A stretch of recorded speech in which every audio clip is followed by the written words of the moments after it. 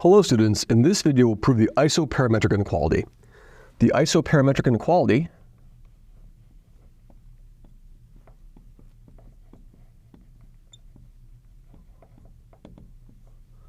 states that gamma is a simple closed curve in R2, then the area enclosed by gamma, which we're going to call A, satisfies A less than or equal to length of gamma squared over 4 pi. And moreover, equality holds if and only if gamma is a circle. Equality holds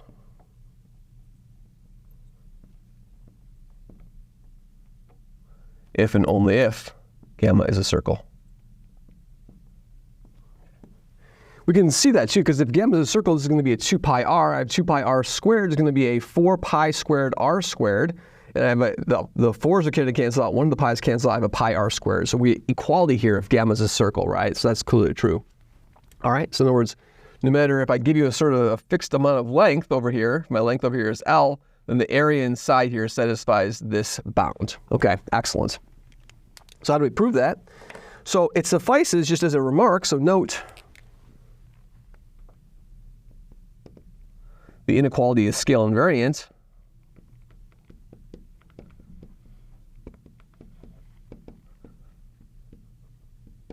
Okay, because what happens over here, if we construct new variables x tilde and y tilde as delta x and delta y, then how does length change? Length change according to this transformation, so length changes as delta, and area changes as delta squared. So I have a delta squared over here, a delta squared over delta squared over here, so the delta squared is going to drop out, so I can rescale the problem no matter what I choose the length to be. Okay, so we're going to choose the length, so in this case, we're going to select, so hence, it suffices to prove that if the length of gamma is equal to 2 pi, then area is going to be less than or equal to pi. And that's exactly what we're going to prove over here. Okay, that's our objective. So let's do it. So let's parameterize the curve gamma. Parameterize gamma by gamma 1 of t, gamma 2 of t for t between 0 and 2 pi. Okay. And then by the assumption the length of gamma is 2 pi, so what that allows me to conclude is this. Therefore, 1 over 2 pi, the integral from 0 to 2 pi of gamma 1 prime of t squared plus gamma 2 prime of t squared dt. This is going to be equal to 1. Okay, that's the arclength formula. Okay. And so now what I'm going to do is I have the integral from 0 to 2 pi, 1 over 2 pi is something squared. So we can use Plancherel's theorem. So by Plancherel's theorem, what does this become? This is equal to, by Plancherel,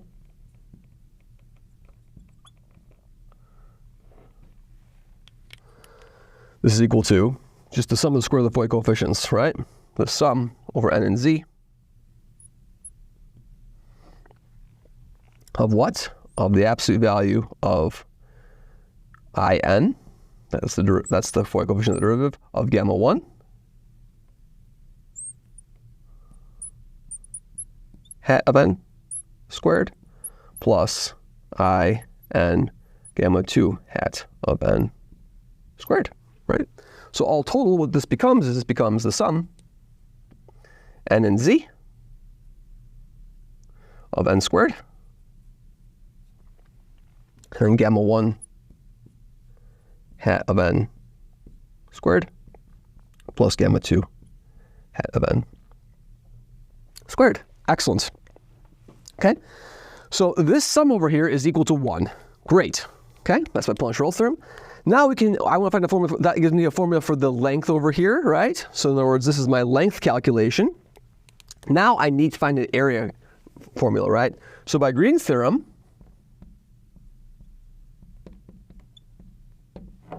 the area is going to be 1/2 what? The integral from 0 to 2 pi of, now it's going to be a, so recall that Green's theorem is p dx plus q dy is negative qx py. So I'm going to have a what? I'll have a, let's do it like this.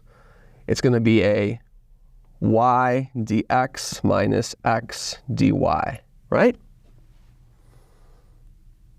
Okay. Because what does Green's theorem say? So Green's theorem says that the integral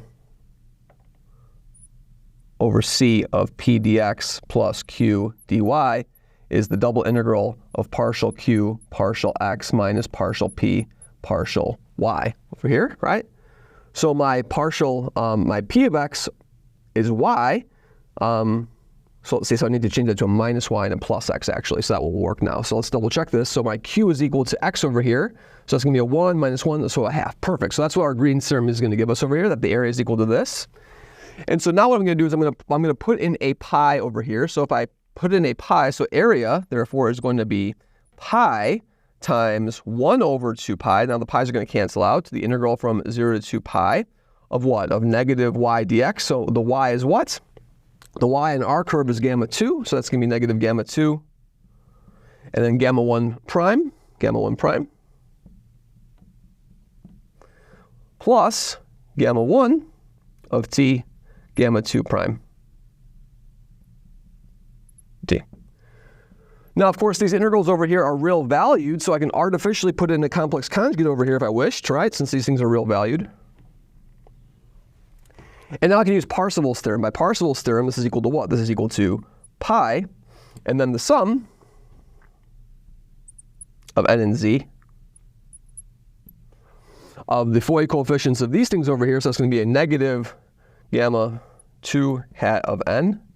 And then the coefficients of these things over here, complex conjugated, those are going to be an in gamma 1 hat of n, complex conjugate, plus what? Plus a gamma 1 hat of n, and then an in gamma 2 hat of n, complex conjugate.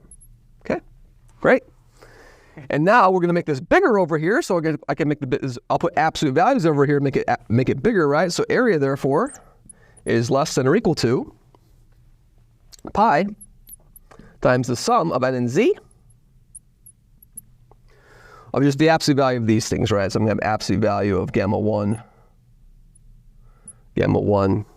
and I have two things of the same order of magnitude, right? So I have a gamma 1 hat of n, gamma 2 hat of n. I have two of those, and then I have a factor of n everywhere, right? So I have an n, absolute value of n, and then a factor of 2. Now we can use AMGM, arithmetic mean, geometric mean, on this, and what we'll be able to conclude. By AMGM, we know that what? We know that 2xy is less than or equal to x squared plus y squared. That's AMGM. And so by AMGM, this is less than or equal to pi times the sum of n and z of n, and then of gamma 1 hat of n squared plus gamma 2 hat of n squared. Okay?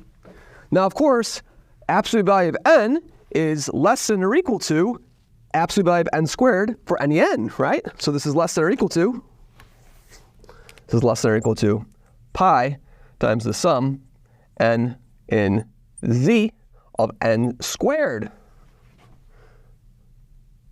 gamma 1 hat of n squared plus gamma 2 hat of n squared. Okay? But what do you know about that sum over here? This sum over here is equal to 1.